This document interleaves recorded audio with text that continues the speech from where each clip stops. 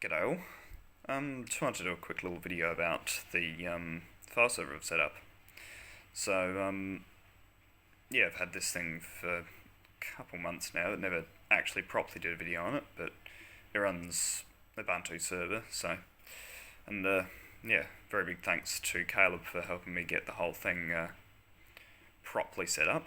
I mean, I got Samba set up on my own, but more so it was things like SSH access and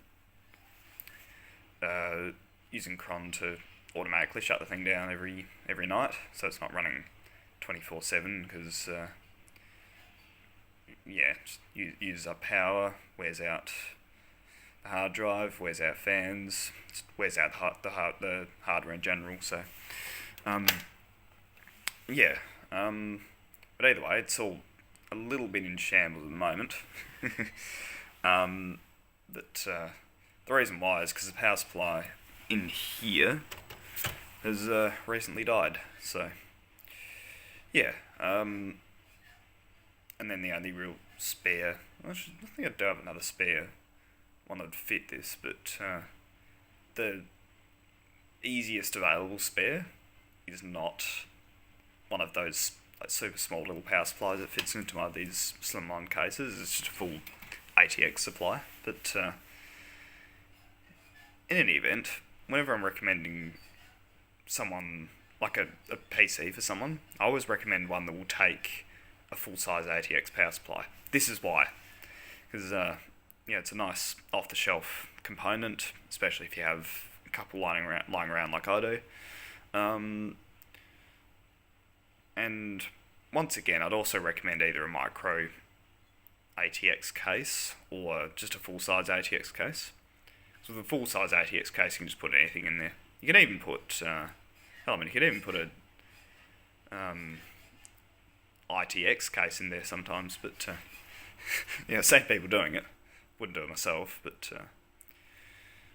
I wouldn't even go for an ITX build either. I'd just go I've always just gone ATX myself, but either way, despite the drawback of this being I think it's called TFX. Despite the drawback of this being a TFX case, it actually is a nice case. Nothing special, but very nice blue colour. But either way, yeah, this used to house a Pentium 4, 3 gigahertz, I think. Yeah, it was a Pentium 4. But now it just exists as a file server, sitting next to the modem there. So, connect via Ethernet, so I can get the faster speeds and all that sort of thing. So, got some AMD. Pretty sure it's an AMD APU actually, but the whole system's for about 2014, 2015. So, 500 gig SATA hard drive. Because it's a server operating system, it's command line only. It doesn't really have anything that's going to use up too many resources. So it doesn't really need a solid state drive as a boot drive, and it's only got 2 gigs of RAM. But once again, a graphical environment isn't going to use up that much RAM. So that's all there is to it at the moment. Eventually I'll get another properly sized power supply back in there.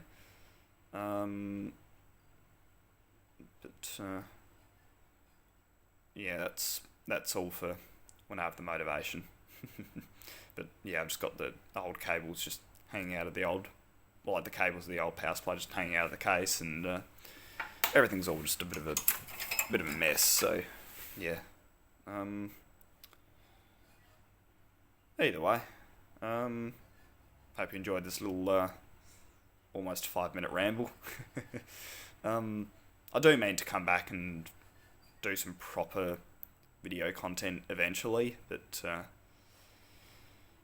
it's just a matter of finding the motivation, really. But I've got some stuff to blow up, but I've got some friends who want to see it in person, and we just haven't agreed on a time to do it yet. So, but hopefully it's something we'll arrange soon, because I've got a massive backlog of stuff to blow up. I've got a whole pile of hard drives. I've got a whole, maybe not a whole pile, but a couple of motherboards.